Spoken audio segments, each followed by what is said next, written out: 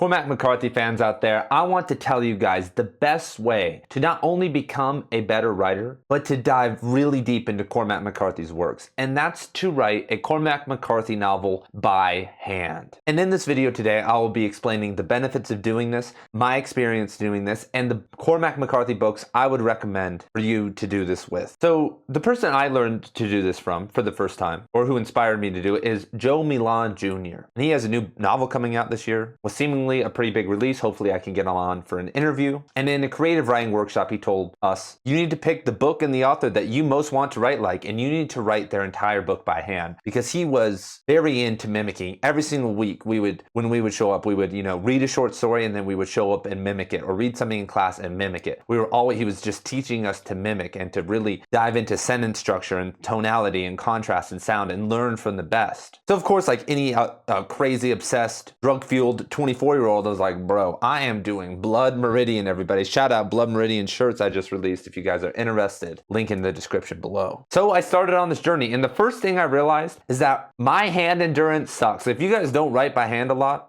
and do a lot of it, it is really hard to write a lot. And I write about 30 minutes every single morning for like journaling and clearing my mind. But sitting down and trying to write for an hour or two from a novel that has a lot of weird words and quirky sentences is really hard. And so really fast, what are the benefits of doing this? I kind of just talked about the benefits, but when you write an entire novel, you get the entire picture. It's like studying a movie almost frame by frame, shot by shot. You see the exact style and the exact choices that they are making because they start to repeat. You start to almost engage with this unconscious of the author that you are imitating. When I started to work with Cormac, or rewrite his work, I realized how nuanced he was. You see these big time gaps between his novels, but they don't really seem like anything. But when I was writing Blood Meridian, I noticed how much nuance he put into the work, because he had been working on Blood Meridian for around 10 years when it finally had come out. And when you look at like the Cormac McCarthy scholars and what they've said about Blood Meridian, his editor had a lot of changes to make, but he didn't make some drastic transformation of the novel.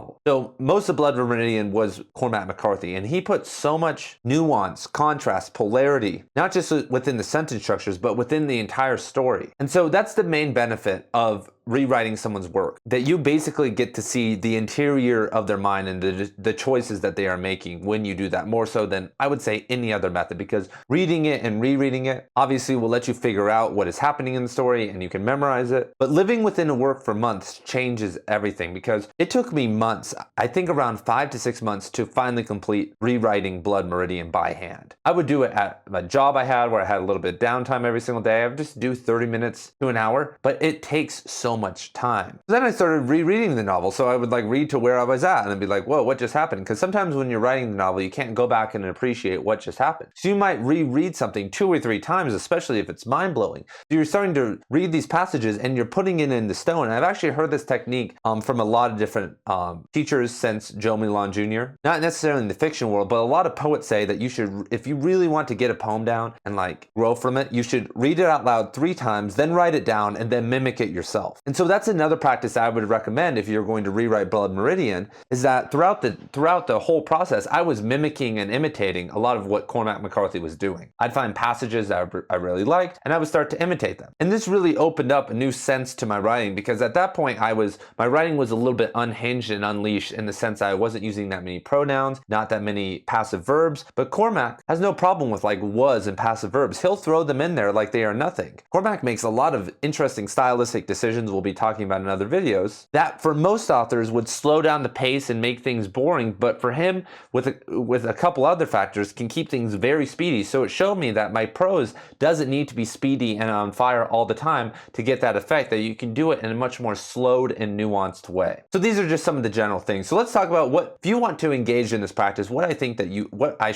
recommend that you should rewrite. So looking back, I think that Blood Meridian is like the obvious choice, but it was actually somewhat interesting, because about a third of the way through the novel, I started to realize that I had gotten a lot that I needed out of the novel. If you guys know, Blood Meridian has sort of a very variable plot. A lot of things are happening, but it all kind of blends into one until really the end. Just like a lot of violence and a lot of craziness and like higher wisdom. And obviously it's one of the greatest novels of all time. But when you are stuck in it for a long time, you start to realize like, whoa, I kind of see what's happening here. I kind of see he's like lulling us into this like beautiful journey. But when you're having to take it slow, you realize what's happening. happening. And so what I experienced was like, man, I kind of learned a lot of the tricks that Cormac's doing with this novel, and I'm not kind of getting some of the plot elements. I love to imitate and mimic the scenes and the structures, but I'm not maybe getting some of the overarching character development that we see in Suttree, or some of the expansive movement and plot lines and emotion that we see in the Border trilogy. So looking back, if I was going to do it again, there are 3 books that I would do it with. The first 2 you maybe expect, but the last one's a total wild card. I think a top choice for a lot of writers out there would be Suttree, because all the character development and the movements, and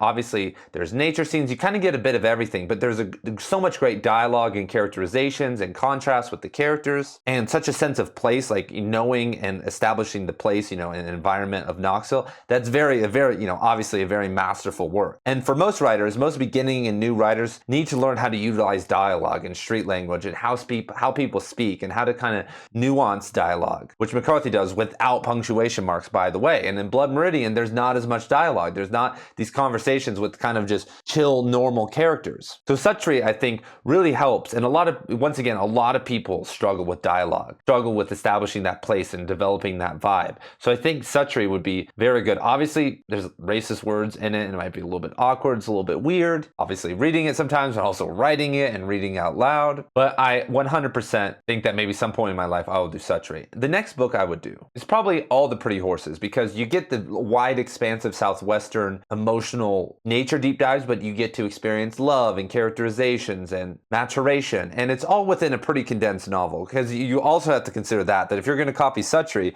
that's going to take you a hell of a long time. So I would consider All the Pretty Horses a pretty good pick. Another pick that I'm not really going to go into also would be The Passenger. I feel like the variability with Alicia and her hallucinations, and Bobby's general journey, especially near the middle, like the first 150 pages of The Passenger, I know a lot of people who did not finish and had a lot of trouble with that. But toward the end, there's like a lot of great narrative movement and writing and like feeling that's coming up. And I think that would be a decent pick. That's not a recommendation, but the wild card pick, everybody, that I think someone would get a lot from imitating is actually The Orchard Keeper. Because if you look at The Orchard Keeper, at times it's a little bit weird or incoherent. There's some like problems with it, but some of the nature scenes and like nature writing in that novel are so raw. Like even just like writing anything to do with nature from The Orchard Keeper, I think would automatically take how you establish setting and scenes to the next level. That's something that Cormac came out of the gates with. That novel, when you read it, is still like profound. Like you're seeing, they're like, man, this guy is in it. This guy is seeing reality